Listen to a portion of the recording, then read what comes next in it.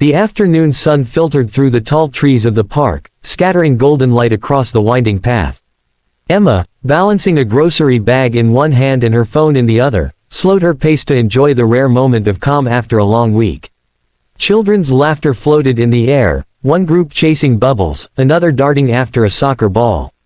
Joggers passed by with rhythmic steps, and families strolled leisurely, savoring the weekend. As Emma stepped around a bend, something small and bright caught her attention. A red and blue toy car skittered across the pavement, rolling until it landed by her foot. She bent down, brushing a strand of hair from her face as she picked it up. The paint was chipped in places, clearly a well-loved companion. Glancing ahead, she spotted a stroller a few yards away, pushed by a man who seemed preoccupied with keeping his energetic little boy entertained. The child stretched his small hands toward the empty space on his lap, face scrunching as he realized his toy was gone. Emma smiled softly. She could almost hear her younger cousins' voices in that same urgent tone when they lost their favorite toys. She quickened her pace, careful not to startle them, and called out gently, "Excuse me. I think you dropped this."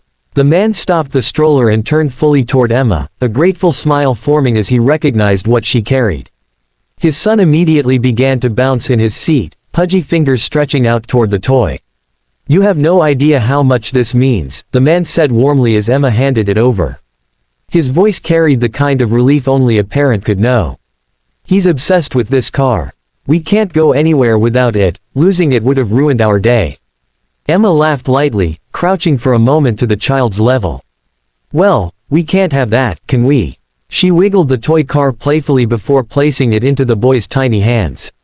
The child's giggle rang out, pure and bright, as if the world had just been set right again. "You're a lifesaver," the man added, still smiling. He looked a little younger than Emma had expected for a father, sharp features, dark hair slightly tousled as though the park wind had caught it. He had an approachable presence, one that made Emma feel oddly at ease. "It's no problem," she replied, brushing her palms together. "I grew up around kids. I know how serious their favorite toys can be. Sometimes they're more than toys, they're security blankets, in a way." The man nodded in agreement. "Exactly. That little car has been through more adventures than I can count. I keep threatening to buy a backup, but it wouldn't be the same, would it?" Emma shook her head, smiling. "Not at all. The scratches, the worn wheels, that's what makes it his." The little boy waved the car in triumph, his face glowing with joy. For a moment, Emma's heart softened, warmed by the innocence before her. She straightened, gave a small wave, and said, "Well, I'll let you two enjoy your afternoon. Take care." As she walked away, the man's gaze followed her briefly. She didn't notice. For her, it was a fleeting act of kindness, nothing more. For him, it was a reminder that some people carried a gentleness the world often lacked. Neither of them had the faintest idea that fate had just drawn them closer together. 2 weeks later, Emma stood in front of a towering glass building, its sleek design reflecting the city skyline. Her reflection stared back at her from the polished doors, shoulders squared, blazer neat, yet her fingers nervously clutching the leather strap of her portfolio. This was it, the opportunity she had been waiting for, a chance at a career in marketing after months of applications and short-lived jobs. Taking a steadying breath, she walked through the lobby, where the marble floor echoed with the sound of her heels. Businessmen hurried past, secretaries spoke quickly into headsets, and the faint hum of printers and keyboards filled the air. It all felt bigger than her, intimidating, even, but Emma lifted her chin. She had prepared for this. The elevator ride to the top floor seemed endless. She rehearsed answers in her head. What's your biggest strength? What's your vision for marketing in a digital-first world? Her heart beat faster with each ding of the floors passing by. Finally, the doors slid open to reveal a reception area so modern it felt more like a boutique hotel than an office. "Emma Collins?" the receptionist asked with a polite smile. "Yes," Emma replied, her voice steadier than she felt. "Right this way. The CEO will see you now." Her stomach dropped. The CEO. She had expected to meet with a hiring manager, not the head of the entire company. This job suddenly felt much larger, much further out of reach. Still, she followed the receptionist down a corridor lined with framed photographs of successful campaigns the firm had led. When the conference room door opened, Emma's breath caught in her throat. Sitting at the head of the table was a familiar face, the man from the park. For a split second, she thought her mind was playing tricks on her. But no, the same warm eyes, the same easy smile, only now framed by a crisp suit instead of a casual weekend jacket. He looked up from the file in front of him, surprise flashing across his features before recognition settled in. "Emma, is it?" he said, rising from his chair. "We've actually met before." Emma's lips parted in disbelief. Her pulse raced as memories of the park rushed back, the toy car, the stroller, his little boy's laughter. "Wait, she began. "Daniel Carter," he said, extending his hand with a knowing smile. "CEO of Carter and Company. And, apparently, the very grateful father you helped in the park." Emma shook his hand, still caught between shock and nervous laughter. Fate, it seemed, had a sense of humor. Emma lowered herself into the chair across from him, still processing what had just happened. Her nerves, which had been tightly wound during the elevator ride, now buzzed with something else entirely, astonishment. What were the chances that the stranger she had helped in the park was now sitting across from her, the man with the power to decide her career's future? "You really are full of surprises," Emma said, her voice tinged with nervous laughter. Daniel leaned back comfortably in his chair, studying her with a look that was both amused and curious. "I could say the same about you. Most people might have ignored a little toy rolling across a busy path, but you didn't. You went out of your way to help." Emma shifted slightly, unsure how to respond. "I just didn't think much about it. It felt like the right thing to do." "Exactly," Daniel said, leaning forward now, his elbows resting lightly on the table. "That's the kind of instinct I pay attention to. It tells me something about who you are." His words disarmed her. Emma had walked into the building expecting to be judged solely on her resume and prepared answers. Instead, here was the CEO himself, talking about kindness as if it were just as valuable as marketing expertise. "I'm not sure toy retrieving is a skill I can put on my resume," she said with a small smile, trying to lighten the moment. Daniel chuckled, the sound warm and genuine. "Maybe not. But character, empathy, attentiveness, those can't be taught. I look for them in my team because they shape how we work with clients, how we build trust." Emma felt some of her tension ease. The intimidating image she had of a CEO, stern, distant, unreachable, melted away with every passing second. He wasn't just a powerful executive, he was also a father who cared deeply about his son, and a leader who valued qualities often overlooked in corporate settings. "It's a bit surreal," Emma admitted softly. "Running into you again like this. I wasn't expecting it." "Neither was I," Daniel replied, his gaze steady. "But life has a funny way of bringing the right people into our paths at the right moments."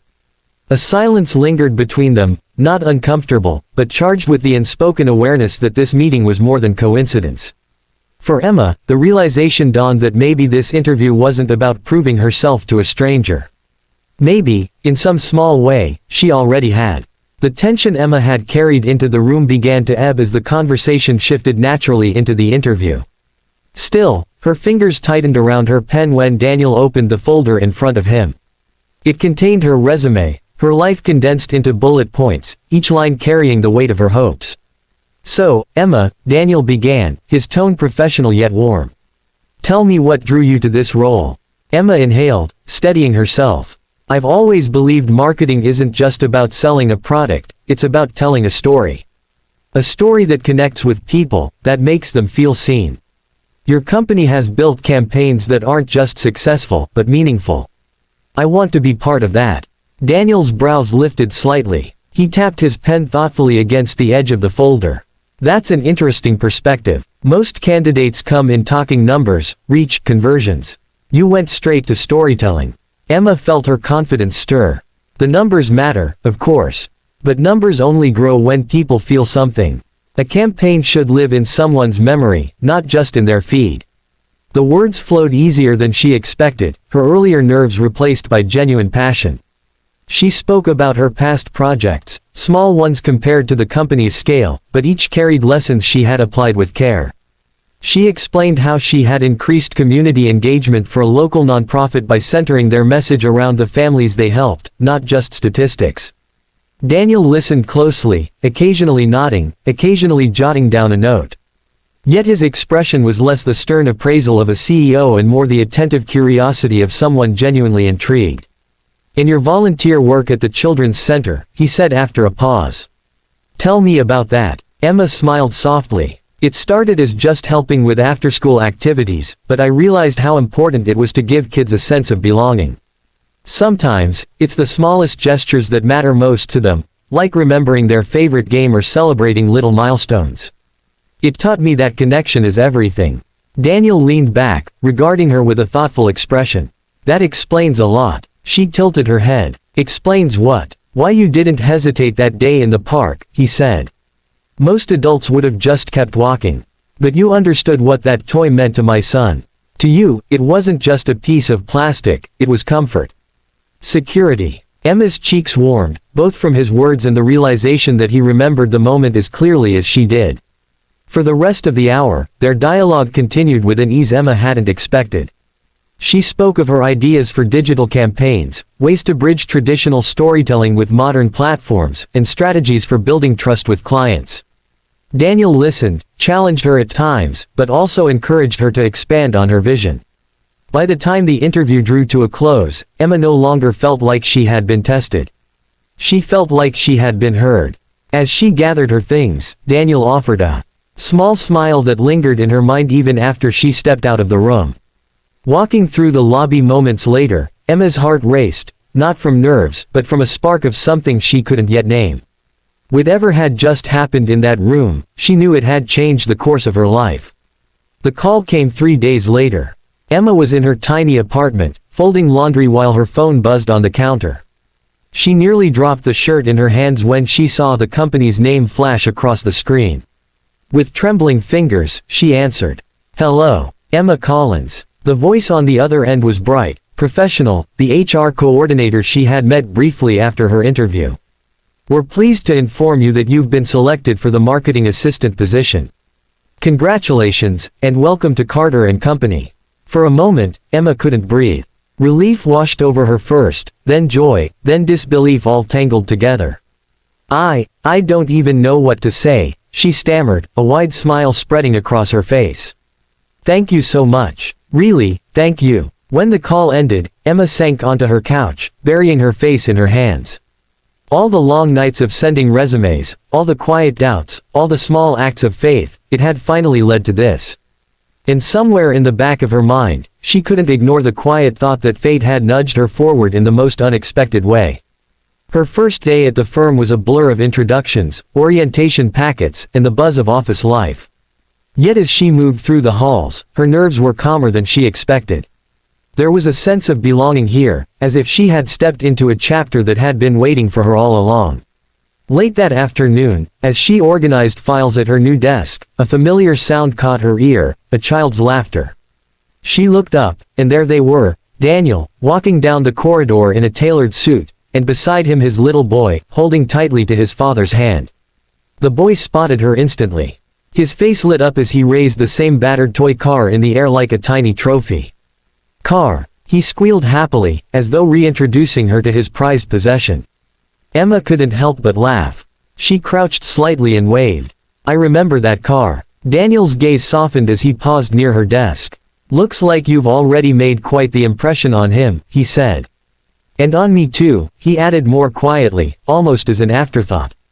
Emma's cheeks warmed at the words. There was something in his tone, not overly formal, not simply professional, but personal, genuine. She couldn't quite place it, but it stirred a warmth in her chest. "Welcome to the team, Emma," Daniel said, giving her a nod before continuing down the hall with his son. She watched them go, the boy's laughter echoing softly against the walls. As she turned back to her desk, she found herself smiling, one of those rare smiles that came from deep inside, from the realization that life sometimes wove its magic in the smallest of gestures. All it had taken was a toy car rolling across a park path. One act of kindness, one fleeting encounter, and everything had changed.